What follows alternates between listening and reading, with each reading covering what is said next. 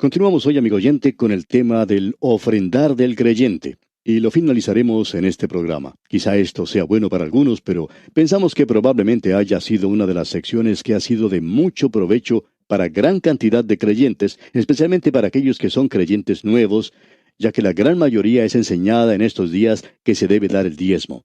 Pero hemos notado en este pasaje de las Escrituras que es necesario dar por gracia. Eso es lo más destacado en este pasaje. Finalizamos en nuestro programa anterior en el versículo 5 de este capítulo 9 y vamos a continuar hoy con el versículo 6 que dice, Pero esto digo, el que siembra escasamente, también segará escasamente, y el que siembra generosamente, generosamente también segará. Pablo, cuando él había estado hablando con los ancianos de Éfeso, hizo una declaración bastante destacada. Allá en el libro de los Hechos de los Apóstoles, capítulo 20, versículo 35, dice, En todo os he enseñado que, trabajando así, se debe ayudar a los necesitados y recordar las palabras del Señor Jesús que dijo, Más bienaventurado es dar que recibir. En la forma en que Pablo habla de este dicho del Señor Jesucristo, da a entender que él estaba acostumbrado a decir esto. En otras palabras, era una expresión que el Señor Jesús usaba constantemente. Muchos de nosotros tenemos la costumbre de decir ciertas frases o palabras como permítame, como hacemos en nuestro programa, o en el día de hoy, o déjeme decir, o algo por el estilo. Se usa estas expresiones constantemente debido a la fuerza de la costumbre. Pero en realidad, Pablo quiere decir aquí que el Señor Jesús estaba en el hábito de decir que era más bienaventurado dar que recibir. Ahora, quizá esto no tenga el mismo impacto que tenía en la forma en que lo decía el Señor Jesucristo, y aunque se repite muy a menudo, no se practica mucho. Cuando él dijo que era más bienaventurado, en realidad lo que estaba diciendo era que uno podía ser más feliz. Lo hará usted más feliz, amigo oyente, el dar que recibir. Esa es la prueba verdadera para usted y para mí en la actualidad. ¿Cómo le afecta a usted el dar? ¿Da usted o siembra escasamente? ¿Es así como da usted? Él nos dirá dentro de unos momentos cómo tenemos que dar. Cualquier agricultor hoy pudiera decir, bueno, he sembrado una gran cantidad de semillas el año pasado en esta parcela de tierra y me dio una cosecha bastante abundante. Este año no tengo necesidad de gastar tanta semilla, por tanto, voy a utilizar solo la mitad. Quiero ahorrarme un poco de semillas. Pero aquí se nos dice que el que siembra escasamente, también segará escasamente. Y el que siembra generosamente, generosamente también segará. Y creemos que el predicar, el dar la palabra de Dios es una cosa maravillosa. El autor de estos estudios bíblicos, el doctor J. Vernon McGee, contaba que su padre había muerto en un accidente en una desmontadora de algodón y que fue sepultado cerca de la ciudad de Oklahoma, en los Estados Unidos. Y era la costumbre en esos días que cuando alguien moría, los vecinos ayudaban a la familia enviándole comida. Dijo que él nunca olvidó de toda la comida que su familia recibió en esa ocasión. Él se encontró con una amiga de esos tiempos y ella le dijo, yo todavía recuerdo cuando era pequeña que mi mamá preparó gran cantidad de comida y se la llevó a su casa. Nunca pensé que años más tarde lo podría escuchar a usted hablar por radio. Nosotros les dimos a ustedes comida física y ahora usted nos da comida espiritual. Pues bien, ellos no sembraron escasamente y por eso ellos ahora estaban cosechando abundantemente, porque ellos fueron muy generosos en esos días. Y pensamos que una de las razones por la cual muchos de nosotros somos pobres hoy es porque somos muy mezquinos cuando estamos tratando con el Señor. Luego Pablo continúa diciendo en el versículo 7 de este capítulo 9 de su segunda epístola a los Corintios, Cada uno dé como propuso en su corazón, no con tristeza ni por necesidad, porque Dios ama al dador alegre. Ahora, amigo oyente, en lo profundo de su corazón, ¿cree usted que debería dar? Pues bien, así es como se debe hacer. Dice este versículo que cada uno dé como propuso en su corazón. Pero notemos, aquí está la prueba. Hay que hacerlo no con tristeza. Eso es algo muy importante que debemos notar. Nosotros no tenemos que dar y luego quejarnos o quedarnos tristes. ¿Qué es lo que quiere decir con esto? Dios no quiere ni un centavo suyo, si usted prefiere guardárselo para usted mismo. En otras palabras, si usted dice, bueno, yo soy un oficial en la iglesia y es mi responsabilidad el dar. O yo soy un miembro de la iglesia y siento que tengo que dar, tengo esa responsabilidad. Quizá la iglesia le diga eso, y también lo diga el pastor muchas veces, que es su iglesia y que debería apoyarla. Pero Dios no le está diciendo eso, amigo oyente. Dios dice que si usted le va a dar tristemente o quejándose, que mejor es que no le dé. Dios dice que Él no quiere eso. Y no creemos que Dios llegue a usar ese dinero tampoco. Luego Pablo continúa diciendo algo más. Ni por necesidad, dice. Él no quiere nada, a no ser que usted lo esté dando voluntariamente y con alegría de corazón también. Dios quiere que usted le dé de esa manera, que lo dé gozosa y libremente. Ahora alguien quizá diga, bueno, tengo que dar porque todos los demás lo están haciendo y si yo no lo hago, pues no quedaría bien. Eso, amigo oyente, es dar por necesidad. Dios no quiere que lo haga así. Dios dice que no debemos dar con tristeza ni por necesidad. ¿Por qué? Porque Dios ama al dador alegre. Usted se puede dar cuenta que la parte más feliz de una reunión es esa. Hemos notado que en muchas iglesias, cuando se ha terminado de reunir la ofrenda, todos se levantan y cantan un himno de alabanza, la doxología. Y pensamos que eso es algo maravilloso. Sin embargo, pensamos que se debería cantar ese coro que habla de las bendiciones de Dios antes de pasar la ofrenda. Que todos se pongan de pie y que canten esto por dos razones. Para que puedan tener la correcta actitud de dar, es decir, de dar gozosamente al Señor, y también para que puedan poner sus manos en los bolsillos y sacar el dinero para la ofrenda cuando están parados. Creemos que eso es lo importante. Ahora él está diciendo aquí que Dios ama al dador alegre. Y si usted no es un dador alegre, amigo oyente, Dios dice que mejor es que no dé. Ahora en el versículo 8 de este capítulo 9 de la segunda epístola a los Corintios dice, y poderoso es Dios para hacer que abunde en vosotros toda gracia, a fin de que teniendo siempre en todas las cosas todo lo suficiente, abundéis para toda buena obra. No conocemos a nadie que se haya ido a la bancarrota por haber dado demasiado a la obra del Señor. Quizá haya personas así, pero no hemos conocido a ninguna en realidad. Dios lo va a bendecir, eso es lo que dice. Y no creemos que todas las bendiciones sean siempre materiales. Pensamos que muchas personas opinan de esa manera y quieren que Dios lo haga así, pero no creemos que eso suceda. Él ha prometido bendecirnos con toda bendición espiritual. Y luego dice el versículo 9, como está escrito, repartió, dio a los pobres. Su justicia permanece para siempre. En otras palabras, Dios es quien quiere que hagamos eso porque Él es Dios y es un Dios justo. Creemos que esta porción de las Escrituras es una gran sección que nos debería enseñar a nosotros en la iglesia que debemos tener cuidado de aquellos que nos pertenecen. Es decir, que debemos cuidar de aquellos que tienen necesidad. Debemos compartir con aquellos que no tienen tanto como nosotros. ¡Qué oportunidad magnífica para usted y para mí la de poder compartir con los pobres! Y creemos que hay muchos creyentes que tienen un don especial, el de la hospitalidad. Podemos decir de paso que ese es un buen don. Conocemos a varias personas que tienen una cierta manera de abrir sus hogares, de hacer que la gente que los visita se sienta realmente cómoda y bienvenida, y que tienen una manera muy hermosa de invitar a la gente a comer a sus hogares. Antes de hacerlo, los invitan o los llevan a la iglesia, y de esa manera pueden hacer que éstos escuchen el Evangelio. Es una forma maravillosa de testificar. Pero eso también es básicamente ser bueno con personas que no tienen mucho compañerismo o comunión. Ellos pueden estar solos y quizá aún pasar hambre. ¡Qué oportunidad incomparable para poder ministrar a esa gente! De eso es precisamente de lo que Pablo está hablando aquí.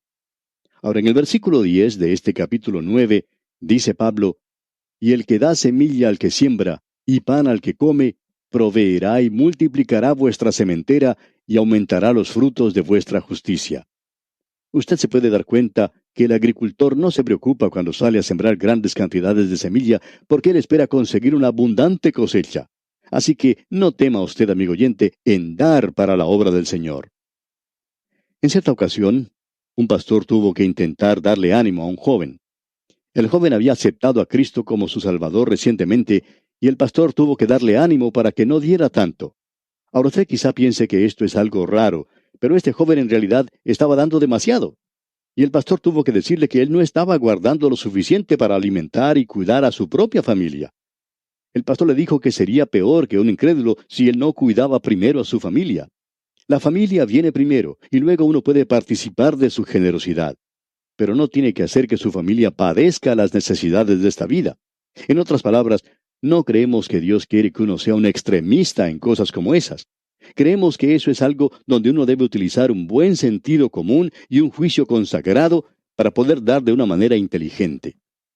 Y luego Pablo dice en el versículo 12 de este capítulo 9, porque la administración de este servicio no solamente suple lo que a los santos falta, sino que también abunda en muchas acciones de gracias a Dios. Podemos apreciar aquí que esta forma de dar causará que mucha gente le dé gracias a Dios por usted y Dios recibe entonces la gloria.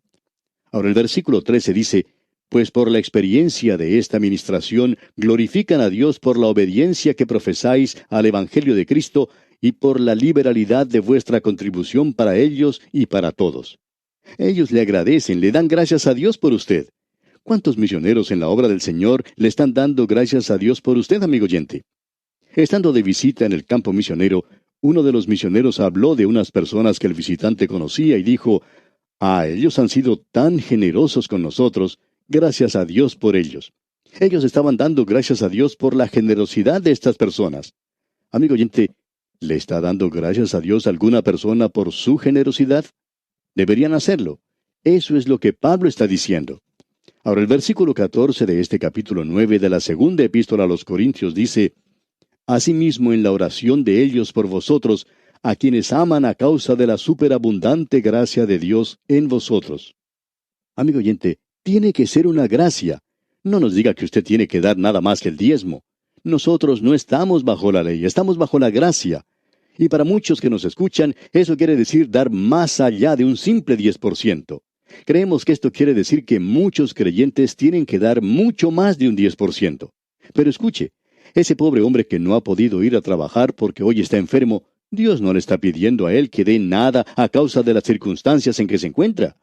Tenemos que dar según lo que podemos. Es así como debemos hacerlo.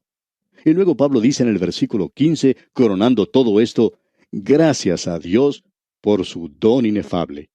No importa cuánto esté dando usted, amigo oyente, nunca podrá dar como Dios da. Él nos ha dado su don inefable. Ningún hombre puede dar en la misma manera en que Dios dio, porque Él dio a su propio Hijo para que muriera por nosotros. Piensen esto por un momento. Y ahora regresamos al punto de partida. Él era rico en el cielo, pero lo dejó. Dejó las glorias del cielo, bajó a este mundo para ser un misionero entre nosotros. No solo simplemente para dar su vida, sino para morir por usted en la cruz, para ser muerto cruelmente, para que usted y yo, amigo oyente, pudiéramos obtener la vida eterna. Y eso hizo de su alma un sacrificio por su pecado y el mío. Se nos dice que lo hizo por el gozo que estaba preparado delante de él. Amigo oyente, Él es un maravilloso, glorioso Salvador. No lo haga descender a un bajo nivel. Él no es un superestrella, Él es la estrella de la mañana. Él es el Hijo de Dios, quien nos ha redimido y es el don inefable de Dios para usted y para mí en este día. Esta es la forma de dar, amigo oyente, y no es simplemente una norma, sino que es la misma cúspide del dar. Uno no puede ir más allá de esto. Y llegamos ahora al capítulo 10, y vamos a cambiar otra vez de tema. Llegamos a la última división de esta segunda epístola a los Corintios. En los primeros 7 capítulos vimos el consuelo de Dios. Luego, en los capítulos 8 y 9, estaba la colecta para los pobres en Jerusalén. Ahora tenemos el llamado del apóstol Pablo. Usted encontrará a Pablo en esta sección abriendo su corazón, su gran corazón lleno de amor, su corazón como misionero y como ser humano. Vamos a encontrarnos aquí con un hombre como el que usted no ha encontrado igual antes, a no ser que ya haya estudiado esta porción de las Escrituras, porque él ha entrado aquí a una sección en la cual va a defender su apostolado. En el capítulo 10 tenemos la autenticación del apostolado de Pablo. En el capítulo 11 tenemos la vindicación del apostolado de Pablo y en el capítulo 12 veremos la revelación del apostolado de Pablo. En los primeros 10 versículos del capítulo 13 tenemos la ejecución del apostolado de Pablo. Y luego, en una sección que comprende los versículos 11 al 14, tenemos la conclusión del apostolado de Pablo. Esta es una gran sección a la cual nos estamos acercando y no creemos que haya nada en toda la palabra de Dios que se pueda comparar con esto porque aquí tenemos al gran apóstol abriendo su gran corazón lleno de amor y su corazón no se abre de esta misma manera en ningún otro lugar de la palabra de Dios. Tenemos en primer lugar en el capítulo 10 la autenticación del apostolado de Pablo. Esta es una gran sección a la que estamos entrando. Escuche lo que él dice aquí en el versículo 1 de este capítulo 10 de su segunda epístola a los Corintios. Yo, Pablo, os ruego por la mansedumbre y ternura de Cristo, yo que estando presente ciertamente soy humilde entre vosotros, mas ausente soy osado para con vosotros. Pablo está hablando de la mansedumbre y de la ternura de Cristo. Cuando el Señor Jesucristo estuvo aquí en esta tierra, Él era un carpintero y trabajaba con el martillo, con el serrucho y sabía de todo lo relacionado con este oficio. Él construyó muchas cosas en su taller de carpintería en Nazaret. Él ocupó un lugar bajo en la tierra para poder exaltarnos a nosotros a las alturas más sublimes. Él lo hizo por medio de su mansedumbre y su ternura. Él era manso, tierno, humilde. Los de su época hicieron esta pregunta: ¿no es este el hijo del carpintero? Él es un carpintero nada más. Pero él, amigo oyente, era mucho más que un carpintero. Ese es el mismo problema de nuestros días. Hay mucha gente que está tratando de rebajar al Señor Jesucristo a un nivel bajo como el de un taller de carpintería. Y permítanos, amigo oyente, dejar bien en claro que no estamos menospreciando a aquel que trabaja en ese oficio. Pero tenemos que afirmar que Él, es decir, el Señor Jesucristo, no está en un taller de carpintería hoy en día. Él es el hombre en la gloria a la diestra de Dios y usted no lo puede hacer descender a un nivel bajo. Pablo había dicho anteriormente en el capítulo 5 de esta misma segunda epístola a los Corintios: y aun si a Cristo conocimos según la carne, ya no le conocemos así. Amigo oyente, Él es el Cristo glorificado. Ahora Pablo comienza este capítulo 10 diciendo: por la mansedumbre y ternura de Cristo. Y el problema que lo indujo a escribir estas palabras había sido este. Pablo había llegado a Corinto y él no dependía de nadie y no quería depender de ninguna persona o iglesia. Él había llegado a una zona de la ciudad, al mercado, digamos, y se había dedicado a la elaboración de tiendas. Él al trabajar había sudado en sus ropas, o sea que él había transpirado. Sus manos se ensuciaban con el trabajo. Y al mismo tiempo que él había estado trabajando con sus manos, él había estado hablando con las multitudes. Y la gente de Corinto decía: él no es un apóstol, él está haciendo tiendas. Por tanto, no es una persona muy importante. Es simplemente un hombre ordinario. Pues bien, amigo oyente, él era un hombre ordinario, pero también era un apóstol. Pensamos que es trágico en nuestros días, y quizá algunas personas se den por ofendidas, pero es trágico que haya muchos que crean que es necesario vestirse con algunas ropas especiales para probar que uno es un ministro del Señor Jesucristo. Creemos que uno lo puede probar por la clase de vida que vive y la forma que puede predicar la palabra de Dios. Esa es la prueba según pensamos nosotros. Ahora, el apóstol Pablo, cuando uno lo observa, era tal cual los demás hombres. Quizá él sea considerado debajo de los demás por la clase de trabajo que hacía con sus manos. Pero él podía decir: os ruego por la mansedumbre y ternura de Cristo. Yo soy como el Señor era cuando estaba aquí en la tierra. Cuando estoy entre ustedes, soy el más humilde de todos. La gente estaría diciendo en Corinto: cuando Pablo estuvo aquí con nosotros, él se pasaba el tiempo haciendo tiendas. No era una persona importante. Miren ahora de la forma en que nos escribe. Nos está acusando, nos está escribiendo de una manera muy osada. ¿Quién se piensa él que es? Y esa es la misma manera en que mucha gente piensa de alguien que está enseñando la palabra de Dios. Lo que quieren es rebajarlo, derribarlo. El diablo tiene unos métodos muy hábiles en estos casos. En nuestros días el diablo no ataca directamente la palabra de Dios como tal. En la actualidad hay bastante interés en la lectura de la Biblia. Pero ¿sabe usted cómo ataca el diablo en nuestros días? Él ataca al hombre que está predicando la palabra de Dios. Esa es la manera en que está obrando hoy. Trata de desacreditar al hombre y eso es lo que hizo con Pablo. Hay muchos que en algunas iglesias tratan de desacreditar al que está enseñando la palabra de Dios. Y son personas que siempre están llevando la Biblia bajo el brazo, pero que realmente no la creen. Ellos no saben lo que la Biblia dice. Aparentemente nunca la han estudiado, pero siempre persiguen al que así lo hace. La persona que no se acomoda a ese grupo y que no hace las cosas que esa clase de gente quiere que haga, entonces tiene problemas si predica directamente la palabra de Dios. Pues bien, ese es el método que utiliza el diablo en el presente. Y Pablo está usando esa base para hablarles. Él dice en el versículo 2 de este capítulo 10, ruego pues que cuando esté presente no tenga que usar de aquella osadía con que estoy dispuesto a proceder resueltamente contra algunos que nos tienen como si anduviésemos según la carne. Él les dice: porque estuve haciendo tiendas me ensucié las manos y sudaba, Ustedes pensaban que estábamos andando según la carne, pero no es así. Y luego dicen los versículos 3 y 4, pues aunque andamos en la carne, no militamos según la carne, porque las armas de nuestra milicia no son carnales, sino poderosas en Dios para la destrucción de fortalezas. Y él va a hablar entonces de las armas secretas para la lucha espiritual. Pero eso lo veremos en nuestro próximo programa, Dios mediante, porque nuestro tiempo por hoy ha tocado ya su fin. Hasta nuestro próximo programa, pues, amigo oyente, que la palabra de Dios sea luz en su camino, es nuestra ferviente oración.